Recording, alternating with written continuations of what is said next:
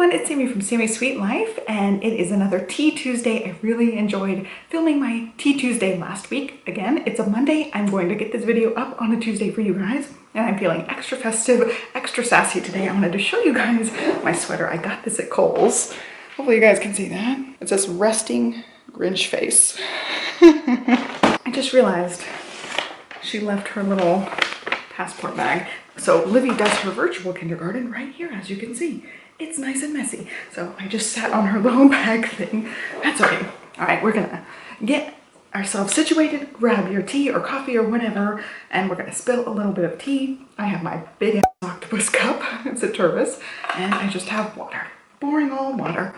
And we're gonna talk today, like I said, feeling a little sassy. I did receive a comment today that just rubbed me the wrong way. I'm going to address it a little bit. Let's see if I can pull it up here. I'm going to address it. I'm going to read it. This person left the comment and then promptly deleted the comment, so I was not able to respond to the person. And it's not really necessarily like a bad look for them or anything. I will put the comment up on the screen as I read it because it's a really long thing. And I just wanted to address it because it just rubbed me the wrong way, like I said. So I'm going to read it. It's a very long comment. So here we go. So-and-so said, I am about to build a Weston home in Houston, and I was looking for details on experiences, such as what you have provided. I am sorry for your terrible experience with them. I hope I have a better one. It sounds like the main issue with your experience was perhaps glossing over or not thoroughly reviewing the contract before signing. Once a contract is signed, it is extremely difficult to make changes. Also, I wonder if you had an experienced real estate agent to advise you and help you review during your process. My contract will be reviewed by multiple people, parentheses, husband, myself, and our agent. And the house will be reviewed by the company's inspector as well as one we will hire via our real estate agent.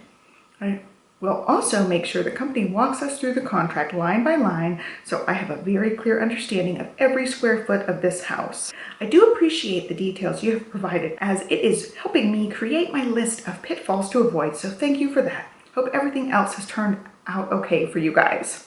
So I get this, and my initial reaction is like, you think we just signed willy-nilly, you think we didn't look at the contract, you think we didn't have an inspector and all this stuff. None of that prevented what happened to us. Like literally, if we had tried to rewrite the contract in a way that said, if you accidentally, quote unquote, accidentally or on purpose burn our house down, we're entitled to damages. And you can't just cancel our contract and screw us over. Nobody could have foreseen this. Contract didn't protect us from what happened to us. It would not have protected us no matter how carefully we read the contract. It is a very standard clause, what they put in the contract. In case of fire, act of God, blah, blah, blah, they can cancel your contract, basically. Like, everybody can walk away from it. That's a very standard thing. I bet you anything, it's in her contract when she goes to sign as well. So if they accidentally burned down her house, she would be in the same situation that we were in. So I found the insinuations in that really just rubbing me the wrong way, because of course the contract protects the person writing the contract. She has to realize no matter how well she reads the contract, it's there to protect the business. And in the end of the day, it protects the business. And that's what we had in our contract. And we did have a really good real estate attorney. She had decades of experience, and she couldn't help us with this situation because it was just such a wildly crazy situation. So no, on the one hand, I'm so glad that she found my stuff so she can realize what they're all about and how they treat their customers when things go south. But on the other hand, I found her attitude about it really off-putting. Like, oh, it happened to you because you guys just didn't know what you were doing and you didn't do it right. That's why all the things happened. I'm like, that's not why it happened. We were dealing with something that probably will never happen to any other person. Let's be real. It won't happen again, and thank goodness it won't. And I hope she has a great experience, because that's what we had the second time around with a much better company. We have this beautiful home that I love, and every day I'm so thankful for this house. There's a person walking their dog right there.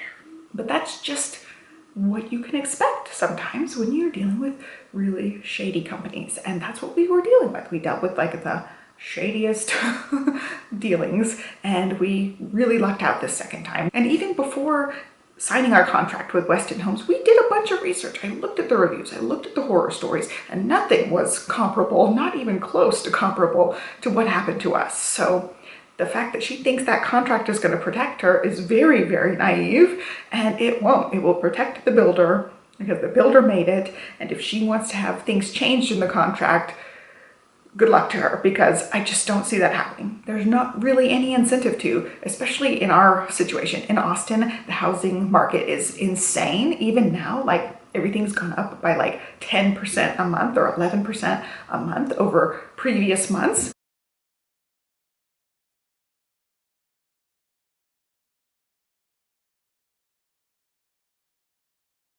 And it's just insane. Even with all the stuff going on, the houses are selling like hotcakes. They opened up a new section close by to us. Most of the lots are already sold. So they have no incentive to negotiate with anybody. They're selling these houses like hotcakes and they have no reason to negotiate. Let's say I were to walk in, want to buy a house. People are walking by.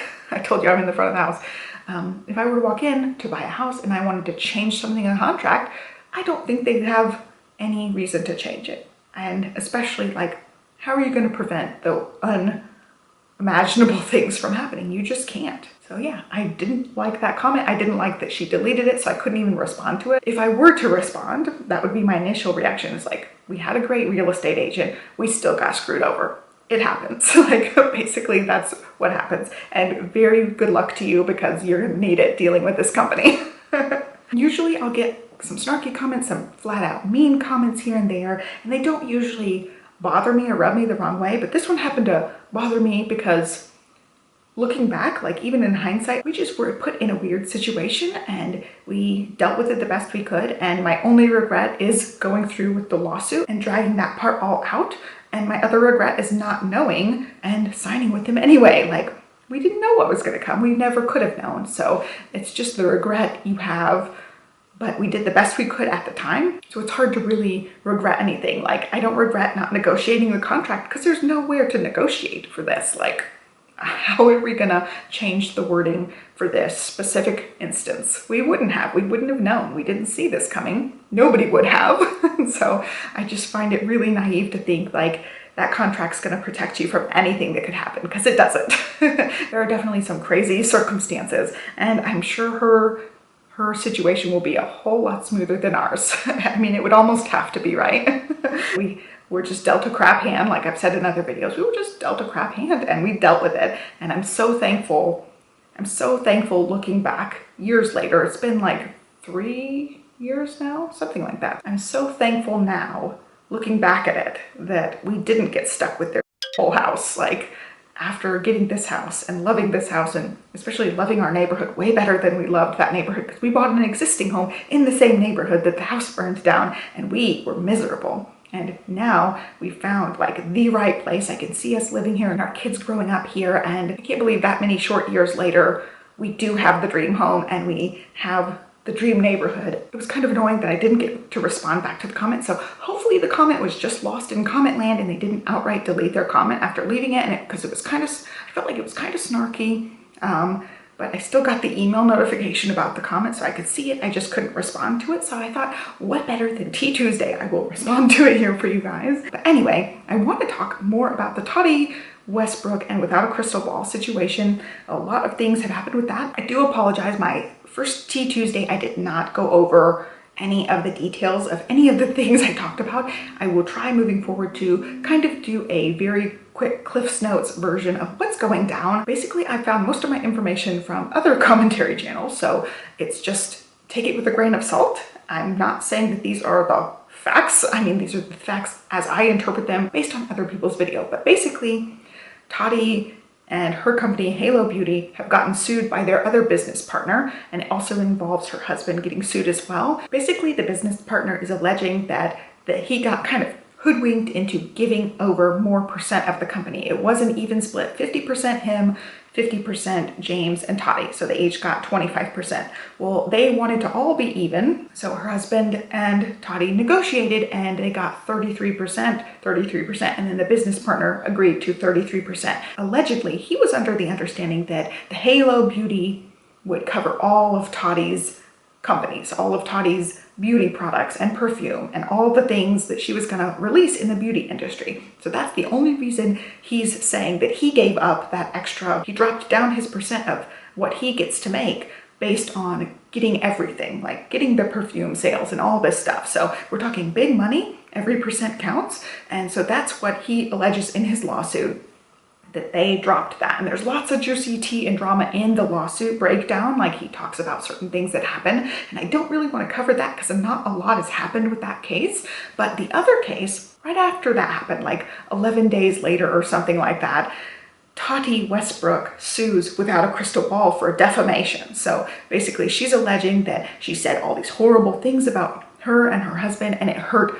Tati's business, Halo Beauty. And so she's seeking damages for that. So that's basically the rundown of the two lawsuits. I'm not going into like nitty-gritty details of either one, but I feel like I said in my last video, I have other thoughts going along, continuing the conversation. All the stuff I said before totally rings true. Why does she care? Why is she giving her money, time, energy, stress, effort, when she could just turn the other cheek and just forget about this? And even if all the allegations are true, which there's video evidence for some of it, so it's hard to contest if it's true or not, what is she gonna even get out of it, like damages wise? Because it's such a smaller, like small fish person, and I just don't think she's raking in the money. So I don't think it's about money. I think it's about, somebody said in the comments when we were talking about it, somebody said it's about vengeance. Like she just wanted to fight with somebody and she picked this person to fight with. And I definitely feel like that. She had her ego bruised a little bit, as far as, this is all my opinion of course, but she kind of just had an axe to grind and she just went after somebody. I feel like it was a very knee-jerk reaction because of the other lawsuit coming out and that going public. I feel like she just wanted to go in on somebody. So that's kind of what I felt like happened. And again, why? There's no real like point to it. I feel like all this lawsuit stuff did the complete opposite effect of what she probably wanted to happen. I feel like not very many people were watching Without a Crystal Ball. She had like 130 some thousand subscribers. That's really small compared to Tati's millions and millions of subscribers. So it's like, is anybody really listening to Without a Crystal Ball? Some are, but most people probably aren't even seeing her videos. Well, Tati sued her and now everybody's seeing the videos. Now every tea channel is talking about this person and she's elevating this person. And I was telling Johnny about it just a little bit. He's like, what are you talking about lawsuits? So every once in a while I'll mention like something I'm watching. And so I ran down the little list with him and told him kind of what was happening. And he's like, oh, it's like the Streisand effect. And I was like, yes, absolutely. She didn't bury anything. She just brought it to light. So now everybody's talking about this. Everybody's going to make their opinions on whether Without a Crystal Ball saying things was true or not. Like they are hearing all the comments and now Without a Crystal Ball is a very well-known public figure. Where I feel like before she was a very small, not well-known commentator, and now everybody knows who she is. And I've seen people on both sides of the thing. Like with me, I'm just like, it's not worth your time, Tati. Like it's a bad look for you. And that's what I really feel like. I know she has rights to do it, and I feel like she probably has merit in her case. Like some of the things, yeah, it sounds kind of bad. The things that she said, the things that Without a Crystal Ball said, totally sounds bad. I see maybe Tati really does have a good case, but what damages is she really going to claim? Because all sorts of heck went down the exact same time. So it's going to be hard to prove actual damages, especially because it happened right with the Bi-Sister whole event. And then it just brought up all this stuff. So now it just makes Tati look worse. And I just don't get why she did it. So I see people side on that, like, oh, it's not a good look for Tati. And then on the other side, I haven't really dove into this part, but people say that Without a Crystal Ball is really problematic. She does kind of bully people here and there, according to what other people say. So they're like, it's kind of good that somebody is putting her in check. A lot of people go back and forth with her and she can be problematic. And so people are glad that Tati's bringing this lawsuit because maybe it will kind of like shut her up a little bit.